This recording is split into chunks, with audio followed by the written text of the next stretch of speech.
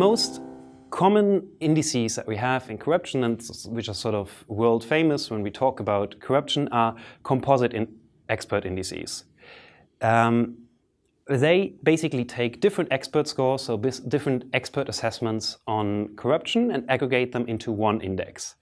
So the number that you will get in the end and the measurement of corruption that you will receive in the end really depends on the conceptualization of corruption which is applied by the individual experts. It also depends on the aggregation, so of potential weights which are assigned to the different indices which are used in this context, and also of a consistency of methodology which is used here. What composite expert indices promise are a very broad measure. So they really promise to give an overarching view of corruption and of measuring corruption in different contexts. So because of this, they're very widely used. They are helpful in testing general hypotheses on the control of corruption. So they help you to find out factors, and structural factors, but also specific policy factors, which explain why a country is corrupt or not. And they're used in cross-country comparisons. So basically using global comparisons to say why certain countries or certain groups of countries are more or less corrupt. Most of these indices are used in cross-sectional research, even though there are also several panel studies and some limited time series which track change over time, but I will explain why this is a bit tricky in this context. The most commonly used indicator that I'm sure most of you will have heard of is the Corruption Perception Index, also known as a CPI. It's the most widely known index, and it's published by Transparency International since 1995. The CPI measures public sector corruption, so it specifically doesn't measure private sector corruption. It has 13 different data sources that feed into the CPI, and for a country to be included, you need 3 different sources to be available. So these data sources are always assessments by country experts or by business people, and in many cases, they don't cover all areas or all countries. So if 3 different data sources are available, this is enough for a country to be included into the CPI. The data sources are standardized in reference to a baseline and then later aggregated into one index. This is aimed to take into account different aspects of the control of corruption, or different aspects of the concept of corruption, which are covered in the different indices. As you can see on the slide, these are the different data sources which are included in the CPI, and while some of these data sources are really global rankings and global expert scores that cover many countries, some are more regional scores. So for example, the African Development Bank assessment that only covers African countries, the Freedom House Nations in Transit score only covers countries from Eastern Europe and Central Asia, while other scores cover countries more widely.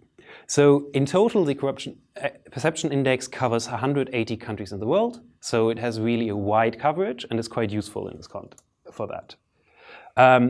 This is just to show you sort of the map of the latest edition of the Corruption Perception Index that was published in February 2018. It has Ukraine on place 130 with 30 points.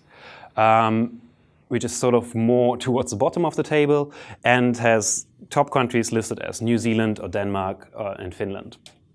So you will have heard of this. I'm assuming that you will have heard of the CPI because basically the day when the CPI comes out, it's always reported in most of the news broadcasts. It is used as a measure for a country to have improved or decreased on the corruption scores, that you have become more or less corrupt. But because it is so widely used, it also has been very heavily criticized. Because in the end, the CPI only takes in expert perceptions. So together with expert perception, it also takes in expert biases. It's often criticized for being Western focused and basically focusing on the type of corruption which is not present in the West, but present in other countries. The question that you often have when you look at the CPI is, what do experts actually take into account? So for example, if a corruption scandal breaks in a country, does this mean a country is more corrupt because the existence of a corruption scandal shows that? Or does it show that a country is less corrupt because the fact that a corruption scandal sort of broke out and came to light shows that there's something to be done against corruption? The CPI is really hard to be taken as a measure for success, because in the end, what does it mean if an expert rates a country better or worse?